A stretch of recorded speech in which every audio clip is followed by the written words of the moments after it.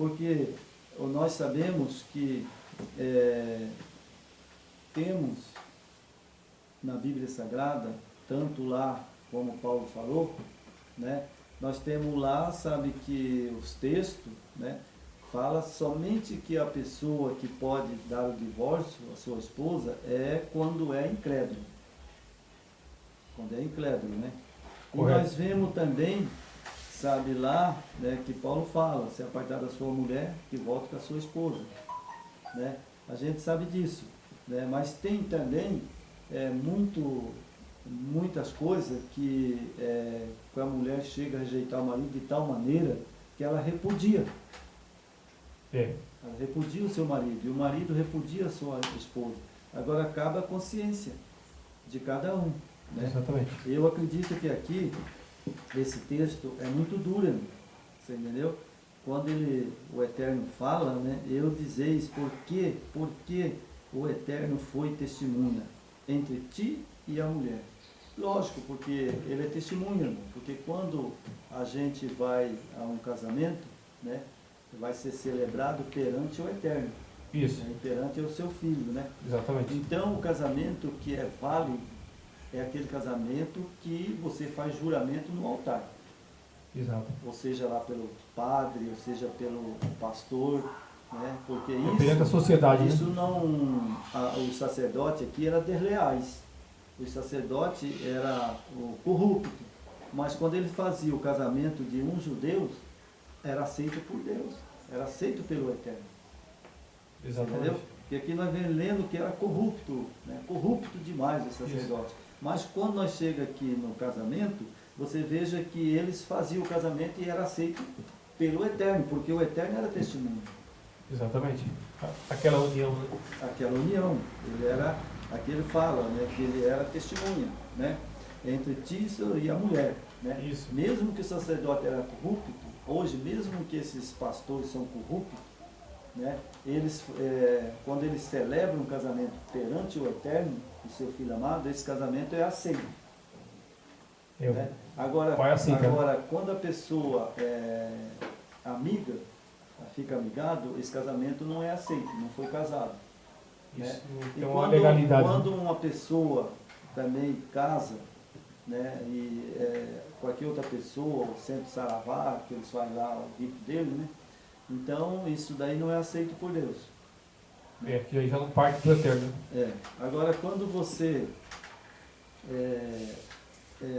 fala lá, Paulo fala, né, ou você volte com a sua mulher ou fique sem casar.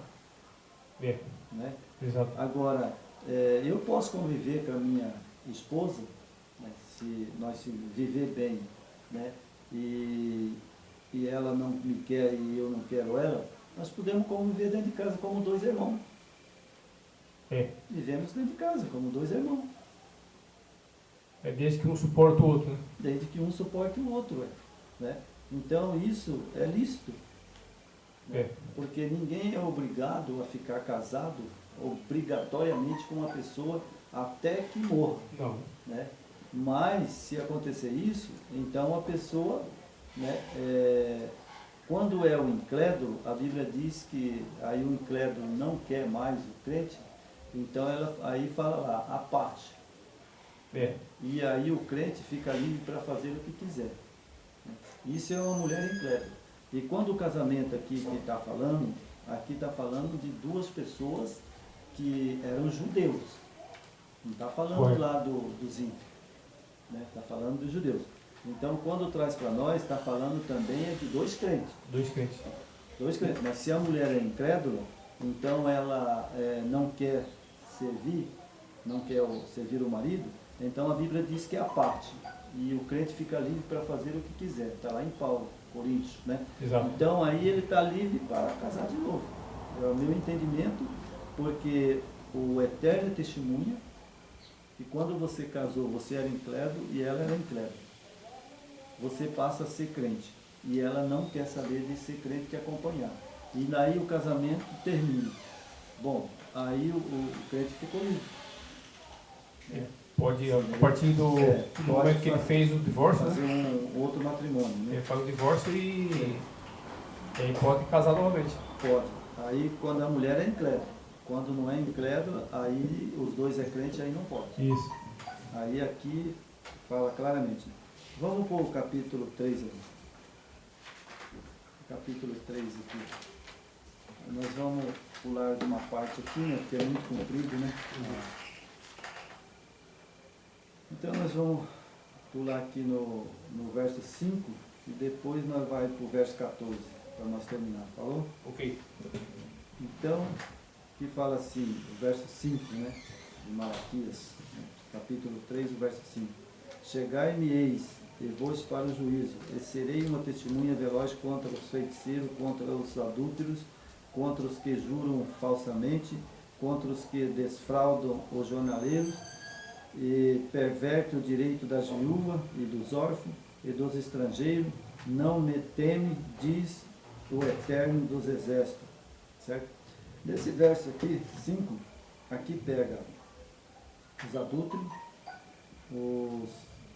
os jornaleiros, né, os falsamente, Os que né, juram falsamente, né? que juram falsamente, né, e das viúvas, né. Então aqui, irmão, veja bem, quando o Eterno diz, trazeis o dízimo à casa do tesouro para que haja mantimento na minha casa, né, Certo. trazer o dízimo na casa dele, né, e aí ele fala lá, para que esse dízimo serviria? Era para dar às viúvas, os órfãos, né, Isso. e os necessitados, Exatamente. os jornaleiros. Esse é o objetivo do dízimo. Esse era o objetivo do dízimo. Mas hoje eles não fazem nada disso. Não, porque hoje eles fazem campanha para construir enormes templos, né? Hoje eu não vejo isso, sabe? Todas as viúvas, elas, por exemplo, assim, da igreja que eu passei, quando as coitadas não tinham mais o que comer, aí eles iam nos irmãos. Pedir. Pedir para os irmãos para arrumar uma cesta básica, arrumar uma roupa para a viúva, arrumar isso, aquilo outro. Mas aqui não está dizendo que os membros teriam que arrumar. Aqui está dizendo que eles tirariam do dízimo para dar para as viúvas. Pois E para dar para os órfãos. a arrecadação é justamente para isso. Só que Então, hoje eles tinha a verba desviada. totalmente diferente. A verba é desviada para conforto do pastor, do seu líder, né, do seu diretor, do seu presidente. Né, que depois que criaram essa hierarquia, a hierarquia começa pelo presidente, aí vice-presidente, né, membros, aí vem os pastores. O Machia não tinha presidente, o presidente dele era o pai. Né, então isso aí foi, essas hierarquias que foram criando, foi o homem que criou isso aí. Né? Isso aí já, hoje na política convencional tem isso. É verdade. Né? Então isso é uma forma de, depois que montaram instituíram essas hierarquias, entrou a corrupção. E aí as verbas que é destinada para as viúvas, para os órfãos, para os doentes, para os necessitados, não chega.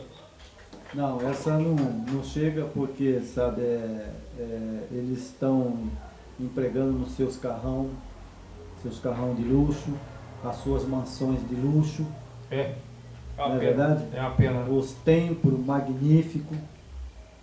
O templo, eles fazem tudo isso para chamar a atenção, né, dos membros, né? Nossa, que Porque maravilha, né?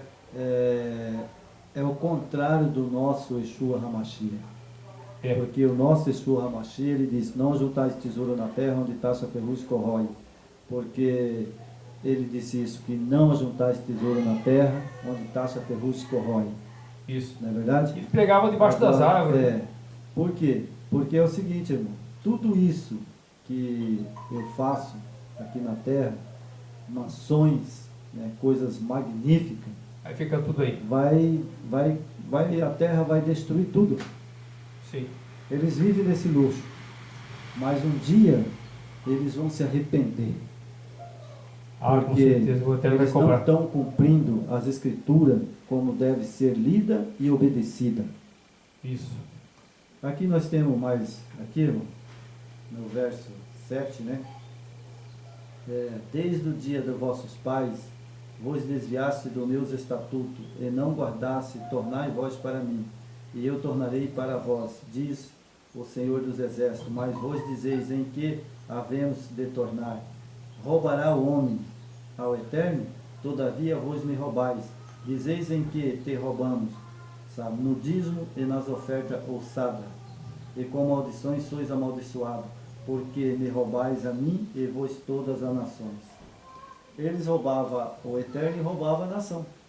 Isso. Por que eles roubavam a nação? A nação dava, colhia, plantava, trabalhava no sol, trabalhava feito um animal, e depois eles iam lá e davam para eles os dízimos, 10% para eles. Tudo aquilo que da época dos discípulos do Mashiach, que eles colhiam e repartiam entre eles, né? O que era arrecadado era distribuído entre os membros, né? Todos aqueles comiam, participavam, tudo junto. Aqui não, que eles colhiam, recebiam todas as ofertas e ia para o presidente da denominação. Aí eles comiam seus caviares, né, suas mações, seus luxos, e os membros não viam nem acordo. Hoje, irmão, hoje funciona assim, irmão. Sabe como é que funciona hoje, irmão? É o seguinte, uma pessoa entra na igreja, né, como eu já tive oportunidade de ser pastor há mais de 15 anos atrás. Eu comecei numa igreja pentecostal e o pastor me ungiu a presbítero. E aí quando ele me chamou perante a congregação para me ungir a pastor, aí eu pulei longe. Hoje, como eu sirvo o Eterno e Yeshua HaMashiach, eu quero deixar aqui bem claro para os nossos seguidores que nessa época eu me gabava de ser presbítero, né, de uma igreja pentecostal, vivamente espiritual, e aí o pastor me chamou para ser pastor da igreja. Certo. E aí ele ia me ungir a pastor, e ele ia abrir igreja lá em Campo Grande, e ia abrir uma outra igreja aqui. Ia ficar 3 igrejas, e as daqui eu ia ficar tomando conta, e de lá de Campo Grande ele ia para lá. Só que aí, irmão, eu caí no erro, porque eu não tinha muita sabedoria, não conhecia o texto de Malaquias. E aí o que aconteceu comigo? Eu trabalhava, né, de azulejista, né, que foi minha profissão até agora, né, agora eu já me aposentei, e aí eu tinha um bom dinheiro, e eu animado, né, naquelas pregações ali pentecostais, né, Isso. e aí ele falou, vamos comprar um terreno, irmão, e fazer mais uma igreja. E depois nós vamos fazer uma em Campo Grande. E o irmão vai ficar tomando conta daqui. E aí ele falou, só que os dízimos, a oferta, irmão, sabe, né? Não tem esse dinheiro que dá para nós fazer, né? Mas o irmão tem uma conta no banco lá que pode nós arrumar, emprestar para a igreja. Ou seja, né, doar para a igreja. Certo. E aí eu estava animado. Era a primeira igreja que eu... Eufórico, né? que eu me converti lá. E eu peguei, irmão, sabe, e falei, olha, eu não tenho tudo, mas eu tenho dinheiro para dar entrada no terreno e comprar material e para a gente ir levantando a igreja. E aí ele falou, mas já está meio caminho andado, o resto o Salvador vai tomar conta. E eu fiz isso. Passado uns 5 meses, ele largou da mulher dele, porque estava fazendo coisas erradas. Aí eu fui lá como presbítero e aí ele se separou. Aí ele, o que ele fez? Vendeu o terreno com a igreja e zarpou para Campo Grande. Nossa. E eu perdi tudo. Olha só. Porque eu não tinha como entrar na justiça contra ele, porque eu tinha doado. Ele vendeu tudo e foi embora. Foi embora. E aí eu não tinha como entrar na justiça, né, naquele tempo, que era um bom dinheiro, né, e o valor do terreno era muito grande. E era ali perto do Indaiá. E aí eu não pude. Falei com o advogado, ele falou, não tem como, irmão, você não tem documento nenhum. Você atuou e você não tem nenhum documento que emprestou para a igreja, né, ou que ele pagaria, né, ele assinou que ele pagaria depois, devolvia. Então não tem jeito, você já perdeu, pode esquecer. Ele usou sua honestidade, e usurpou, né, verdade. Mas mostrou o caráter dele, né? Que Então aqui, é por isso que a Bíblia Mal. diz, né? Com maldições sois amaldiçoados, porque roubais a mim e vós toda a nação. Então aqui ele fez o papel que está escrito em Malaquias. Ele roubou o Eterno e também roubou a mim. exatamente. Certo? Então, mas esse aqui é bom a gente fazer um alerta lá para os nossos irmãos, né? Que às vezes não tem esse conhecimento, que todos os pastores de denominações, eles usam Malaquias para forçar você a devolver o dízimo e ofertar na igreja dele. Mas isso aqui é forma dele manipular sua mente, forçar você, a induzir você a devolver dízimos e ofertas. Isso aqui era para a época, né, De Malaquias. de Malaquias. Então, gente, olha como E quem roubava era o sacerdote, não era o povo, não. não é você que está roubando, não, certo? Não é você. É os próprios pastores, líderes, eles mesmos roubam. Olha as condições financeiras que eles têm e a qualidade de vida que esses homens têm. E às vezes você tira do seu próprio prato de comida para dar para eles. Então, irmão, não caia nesse texto de Malaquias, porque isso aqui era para a época de Malaquias. Né? Os dízimos e oferta é para viúvas, órfãos e necessitados, né, estrangeiros. Então aqui, irmão, o texto é bem claro. Né? Quem quiser ler, nossos seguidores, ouvintes, o 9. O 9 está bem claro, né? E com maldições sois amaldiçoados. Amaldiçoado quem? O sacerdote. Porque me roubais a mim e vós toda a nação. Então ele roubava ao Eterno, que ele colocava os coxos, o manco aleijado, lá para o sacrifício, e roubava também a nação. A nação dava, né? Isso. Colhia e dava o dízimo lá, e eles também aí aproveitavam, né? Para quê? Para andar no luxo. Isso. E eles, aqui a Bíblia fala, irmão, no verso 10, trazeis todo o dízimo à casa do tesouro, para que haja mantimento na minha casa. Depois fazeis prova de mim, diz o Eterno dos Exércitos, se eu não vos abrir a janela do céu, e não derramarei sobre vós uma bênção tal, de qual vos venha a maior abastança. Olha aqui. Aqui é a manobra. Aqui que eles pegam para pegar os coitados, né? Eu chamo coitado esse povo humilde. Desinformado, né? O povo humilde, desinformado, né? O dízimo aqui não é dinheiro.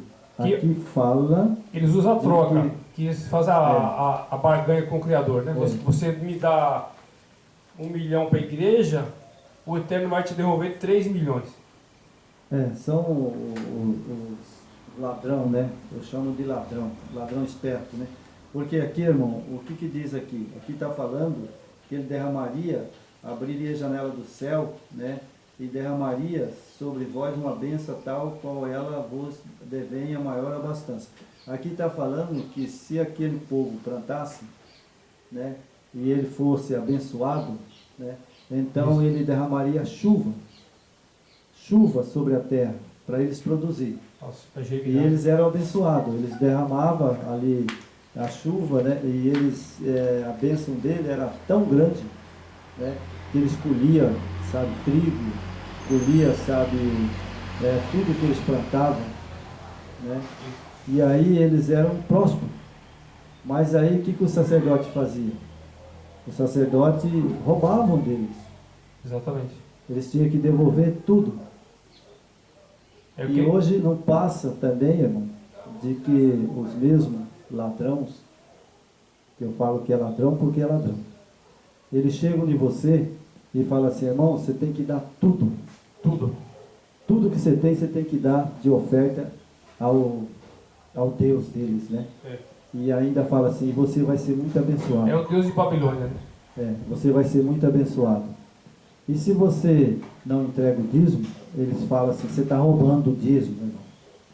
Quem é ladrão é eles. Isso. Eles que são ladrões. Já teve casos de pessoas humildes, dar até a sua casinha de morada para o pastor, ficar pagando aluguel, na promessa que o Eterno ia devolver uma casa 3 vezes melhor.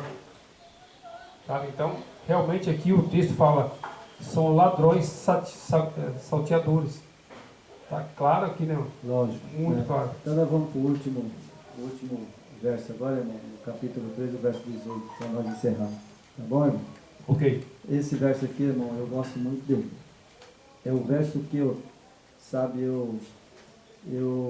tenho uma paixão e amo o meu Eterno, porque ele deixou isso aqui. E olha só o que ele falou. Então vereis outra vez a diferença entre o justo e o ímpio, entre o que serve ao Eterno e o que não serve. Então aqui nós temos agora uma diferença. Ele falou, o Eterno, né? Ele fala bem claro, um justo e o outro é ímpio. Então são dois grupos. Exatamente. Um grupo de ímpio e o outro grupo de justo.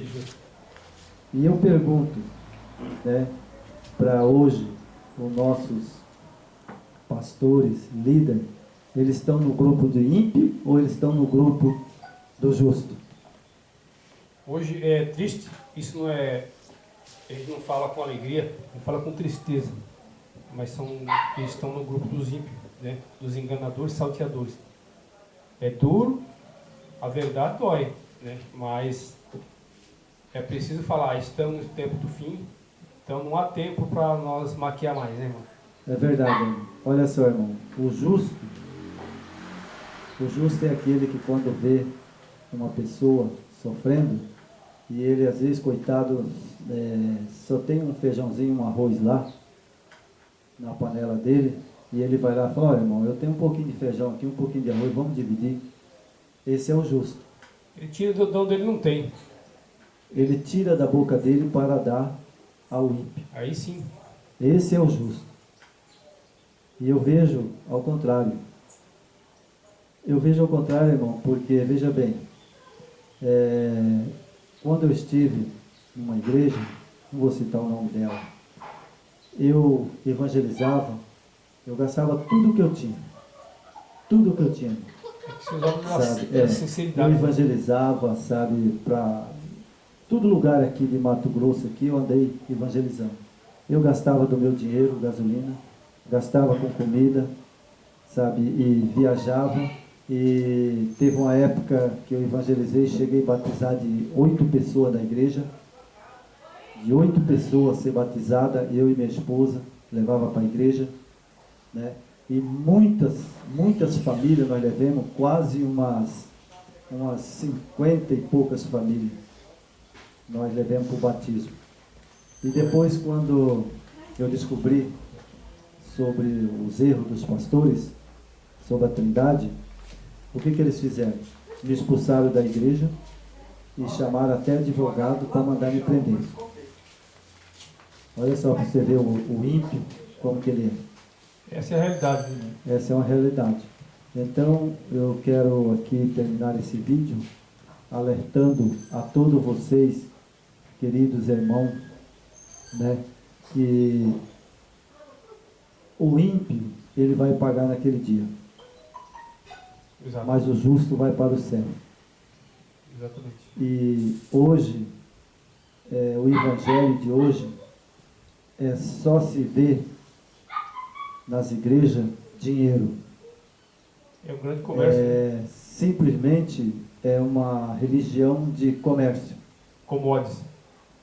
Então, eu não estou mais nessas dominações nem religiões. Hoje eu quero fazer parte dos 144 mil, trazer a mensagem verdade e verdade, não enganando a ninguém. Eu prezo o meu Eterno e o meu Salvador Yeshua HaMashiach, que Ele sabe que eu sou sincero e sincero diante do meu Pai e do Filho amado que eu amo. Por isso é que eu estou aqui passando essas mensagens. Mas eu acredito que como o diabo, Satanás está irado, talvez eles possam logo querer também tirar nós do YouTube. Mas isso nós estamos orando, buscando e pedimos orações aos nossos seguidores que orem por mim e por irmão Jorge para nós continuar pregando essas verdades. Amém. Amém? Amém.